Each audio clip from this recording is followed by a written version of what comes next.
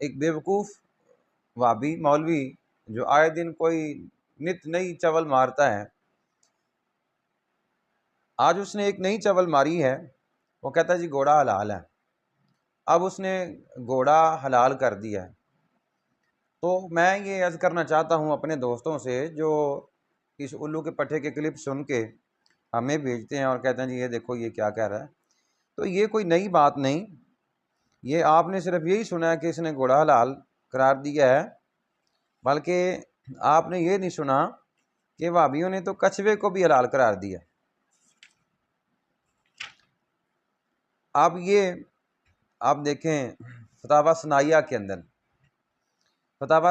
اندر اگر آپ دیکھیں تو مولوی ثناء اللہ مرسری سے سوال ہوا کہ کچھوے کا کھانا جائز ہے یا نہیں، یہ حلال ہے یا حرام، مفصل جواب دیں، تو اس نے کہا جی کچھوا حلال ہے بحکم قرآن۔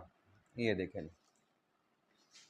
تو انہوں نے کچھوا حلال قرار دے دیا، یہ کوئی نئی بات نہیں، یہ تو ان کے پرانے مشغلے ہیں، ٹھیک ہے جی۔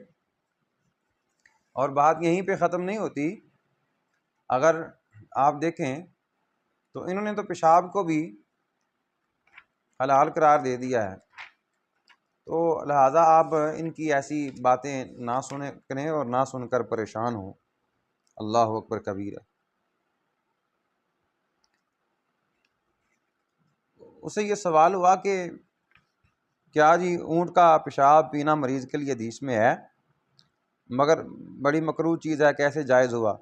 ہندو لوگ عورت کو نفاس کی حالت میں گائے کا پیشاب پلاتے ہیں، کیا باعث اعتراض ہے؟ یہ سوال ہوا۔ آگے جواب، حدیث شریف میں بطور دوا استعمال کرنا جائز آیا ہے، جس کو نفرت ہو وہ نہ پیے، ٹھیک ہے جی، لیکن حلت کا اعتقاد رکھے، ایسا ہی گائے بکری کے بول کے متعلق بھی آیا ہے۔ تو یہ موتر بھی حلال ہے ان کے نزدیک اور کچھوا بھی حلال ہے ان کے نزدیک، تو گھوڑا حلال کر دیا تو کوئی نئی بات نہیں ہے ہمارے لیے، بہرحال ہمارے جو سیدھے سادے بھولے بالے مسلمان ہیں ان کے لیے ایک نئی بات ہے۔ تو سنیں آپ، قرآن